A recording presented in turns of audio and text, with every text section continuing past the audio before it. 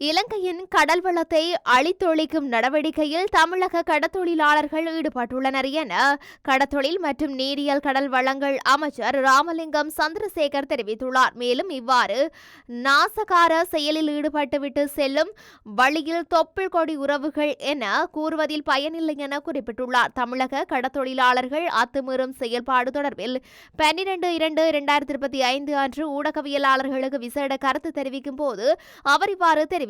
தமிழக கடத்தொழிலாளர்களின் அத்துமீறல் அதிகரித்துள்ளது. கடந்த காலங்களில் 3 நாட்கள் வந்தார்கள், தற்போது 7 நாட்களும் வருவதற்கு முற்படுகின்றார்கள். எமது நாட்டு மீன்களை பிடிப்பது மட்டுமல்ல, கடல் வளத்தையே நாசம் செய்கின்றனர். இதனால் நாளைய தலைமுறையினருக்குரிய கடல் வளம் இல்லாமல் போகின்றது. எனவே இலங்கை எல்லைக்குள் வந்து மீன் பிடிக்க வேண்டாம் என தமிழக கடத்தொழிலாளர்களிடம் கேட்டுக்கொள்கின்றோம். அதற்கான உரிமை அவர்களுக்கு கிடையாது. எமது நாட்டு கடல் எல்லைக்குள் வந்து மீன்களை பிடித்துக் கொண்டு செல்லும் வழியில் எங்களை தொப்புள் கொடி உறவுகள் என கூறுவதில் பயனில்லை.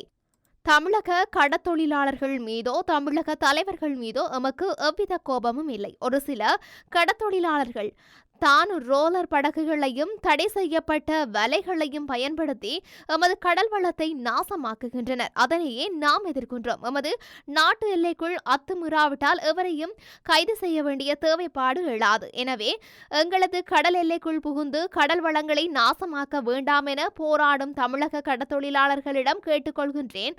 அவர்கள் எல்லை தாண்டாவிட்டால் எவ்வித பிரச்சனையும் எழாது என குறிப்பிட்டுள்ளார்.